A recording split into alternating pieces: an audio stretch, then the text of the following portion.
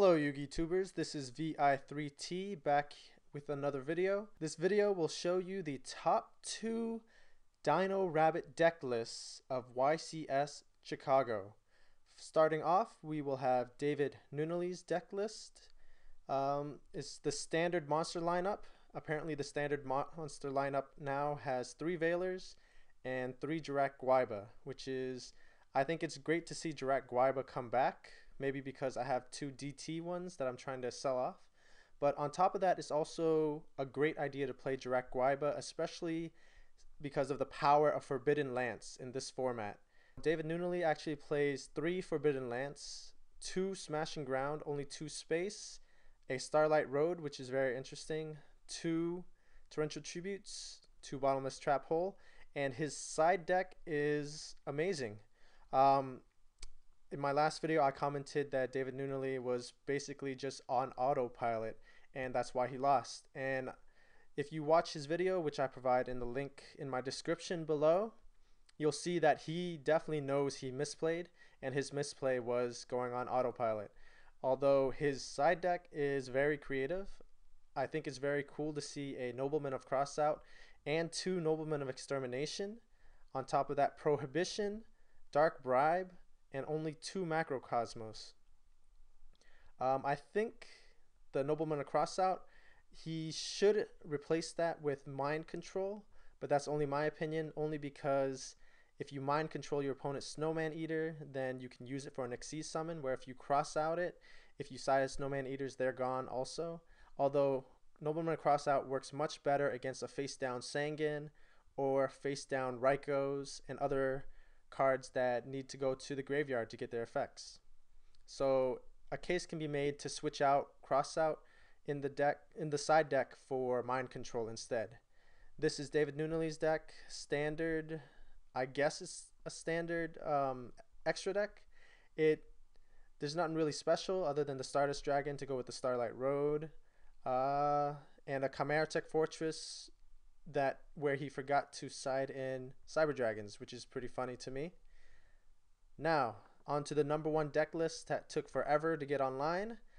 Thank you to xlil1x for posting it up, and a link to Aaron Knoll giving us his deck profile, except for the extra deck, is provided in my description below.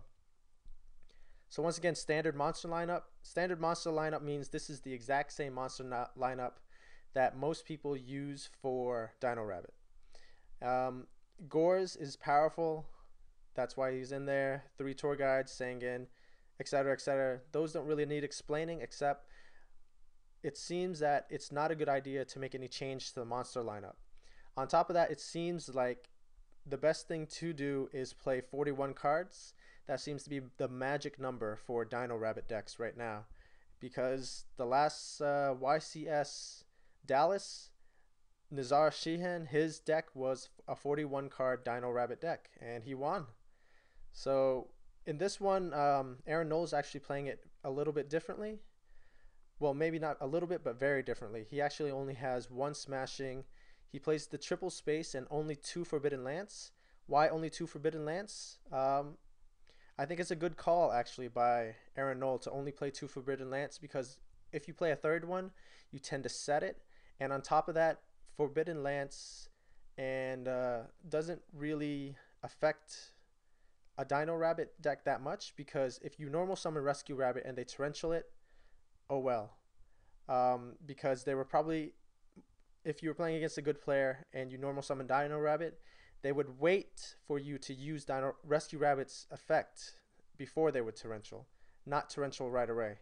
So in this case, the Forbidden Lance is really only for emergency situations. They're not meant to be set, and they're mainly also to work with Jirak Gwaiba. The 2 Fiendish Chains, however, is meant to be set, and that's meant to be played against your opponent's effects.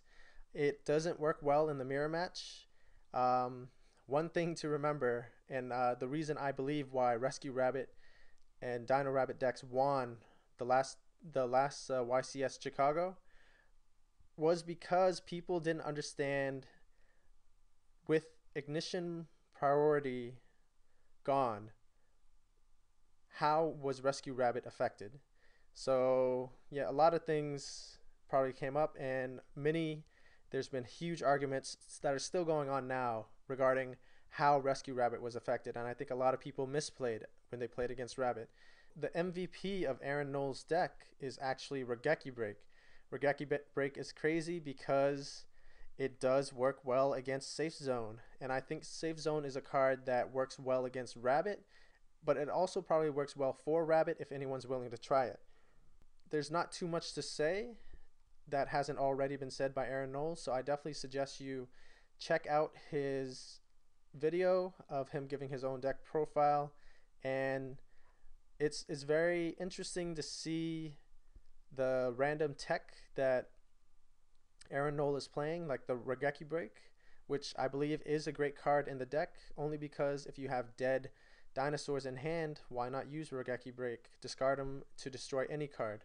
Phoenix Chain has been extremely underrated lately, and it's still a great card in your deck, especially against monster effects. The only thing it doesn't stop is monsters who either tribute or banish themselves as a cost. But overall, it can be good in the mirror if you use it against the Dolka or Logia that they summon. So his extra deck, the special thing about it was the Maestroke, which is basically an 1800 beater that stays on the field for as long as you need it.